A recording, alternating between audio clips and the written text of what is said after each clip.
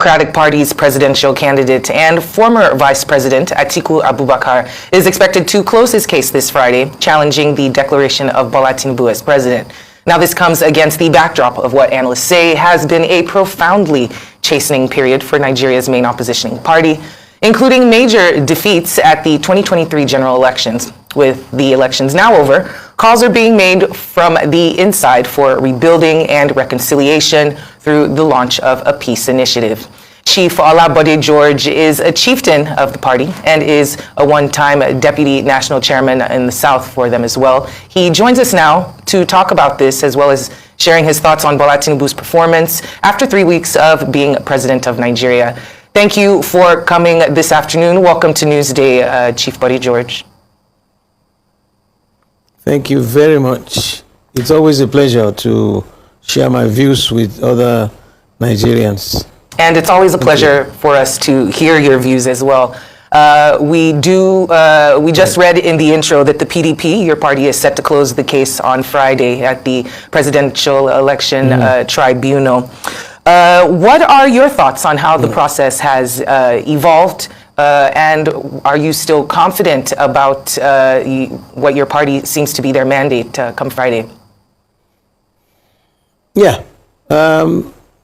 Barring all unforeseen circumstances, I think we presented a justifiable, very justifiable evidences. And I pray that God the Almighty will guide the members of the judiciary to honor that other arm of government that is independent. And you know what I like about the judiciary is that they are symbol in front of every court. That lady of justice, blindfolded, with a sword and a scale. She doesn't care what you look like, what your tribe is, what language. She's supposed to dispense justice as is defined before her. So we're looking forward to a successful and fair and just justice from the panel. It will be historical. It will be historical. So those who are involved today want to have their names in the golden pages of our history. And I pray that God will work on their minds to tell the truth. Now, Chief George, thank you so much for that. I would like to take us back a bit. Earlier in one of your interviews with Arise News, you alleged that a former Commissioner for Science and Technology in Lagos State, Olufemi Odubiyi, was a mole, planted in INEC by President Bola Tinubu to subvert the will of the electorate in the presidential election. He has denied this, and of course, INEC has also denied appointing him as head of the ICT. Can you clear the air, on this controversy? I had done that before in another interview. I said it, that it was the name of that particular gentleman. It wasn't the former commissioner in Lagos State. Their names are very close, whether Odusi or Odulan or Odu something. But it sounded like I can remember now. I'm not a young man anymore. But it was not him, but the same name. The first would do something started. That's the one that was there in INEC, and with information that I've gathered, the Amazon, the actual manufacturers of the technology and the machines used, is ready to come and testify that it was not a glitch, like we were told by the INEC chairman, that system was switched off. So we're all waiting for the outcome of that decision. But it was a slip of tongue when I mentioned his name. They started the same way, but, and I've cleared it before. I can't remember now the name of the other fellow who had been inside there, in INEC. But it wasn't the Odusi that was this. I had done that before in your program, one of the program that came after that day. Well, thank you for helping us clear it up here on Newsday. We are about 3 weeks into the new administration of President TINUBU, and tribunal aside, he has hit the ground running. There have been some very bold executive decisions made in order to stabilize the country. And we're also in a period where people are talking reconciliation, just trying to move forward. Could you tell us more about some of the reconciliation efforts that are being put forth by the PDP, and also how the PDP is doing as well? What are some of the things the party is doing in order to restructure itself after a somewhat poor performance during the elections? Now, thank you for that question. The first part of it you asked was, how do I feel about the first 2 weeks or 3 weeks into his administration? Today is 21st, and he was the inauguration was on the 29th, so it's not yet exactly a month. But like I said in one of the other programs I've appeared, this game and this journey is not a 100-meter dash race. So far, so good. It is fairly done.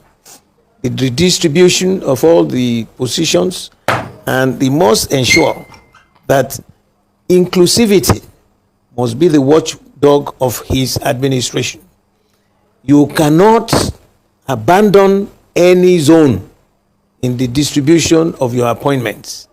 As long as you do that, Nigerians, no matter what corner of this country they come from, will have that sense of belonging. And it's like I said, all the issues, all the things they have touched so far are reasonable. You know, I don't expect it to be perfect now, but so far, so good, and we are looking for more. It's a long journey, because that's it. It's not Lagos. Abuja is not Lagos. In Abuja, because I've gone through all these experiences, every 24 hours, you will find before you Hausa Fulani, the Yorubas, the Igbos, the Ijos, the Beriberis, all different tribes of this country coming before the president and laying their own request for one thing or the other. And you need the prayers of the Almighty God to direct you. It is not easy, you know, making a decision at that level. So we should pray for our country. All will be well. We don't want this nation to end up like Sudan or to end up like Somalia. And the other point which you asked is, what are we doing? Now, they know we're waiting in the courts. After the first court, the Supreme Court will also give their own verdict, because I'm sure we are confident that the election was mismanaged. It was not properly done. I was particularly very, very sad, because the day the former president, who was my boss in the military, told the whole world that he is going to leave a positive legacy, that there will be a new beginning in this country, that the electoral process will be modernized like it's done in the developed world. I threw a party in my house saying, now the will of the people will be respected. Now, this was tested, the same system that they bought. They budgeted about 300 and something billion. They bought the machines. It was tested in Anambra. It went pretty good. It was tested again in Ekiti. It was very good. They tested it again in Osun. It was good. And before the election, the chairman of INEC, Professor Yakubu, made a broadcast that they had done a test run, and everybody was looking forward to a new dawn in the country, that for the first time the will of the people will be respected, because all those manipulators, all those interlopers will not have time to get involved in the electoral process. But suddenly, on the day of election, we were told there was a glitch. You know, when I heard that, it brought my mind back to the time I was in the Navy as a weapons systems engineer. You know, I thought, let's imagine we were at sea for war, and the opposition or the enemy ship fired a missile coming to my own ship. Our early warning radar will pick it up. Now, the computers will do all the calculation, the time, the speed, at which that missile is flying, and the time of flight that it can hit your ship if you don't take any action, and the weather systems and all that will be computed. And you're now telling me that you imagine on that D-Day, at that very hour, your computer stops working. How is that possible? These things are designed to be robust. That if one channel is blocked, there are so many other channels. We can't afford to waste and just die, like, thinking back on my military days. The only thing, he would assign the weapons for you, and the only thing the captain needed to do on time was press fire button so that we can counter that missile flying at us. So on that D-Day, suddenly from nowhere, you announced there was a glitch. Therefore, we were going to reverse back to the old mundane, archaic system. That is what has landed us in this. We believe in our party. We have evidences that we have presented to the justices, and I pray that God will give them that courage, that tenacity to look at all the evidences before them, and barring any influence from anybody, tell the truth to power. We're looking forward for that.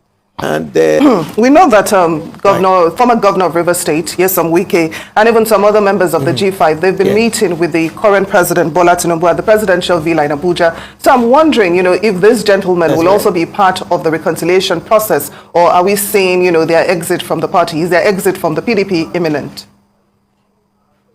No, don't let me jump the gun. The process has just started. The political party is not a private company. It is a voluntary organization. The committee that will now be the reconciliation committee that will be established must reach out to everybody, because no individual is bigger than the political party. So they will reach out to them. The decision whether they will stay on A or go to another lane B will be purely their decision. But that you will now shut some people out and don't discuss with them means you yourself are not serious. You must open your flanks to everybody. And my advice is simple.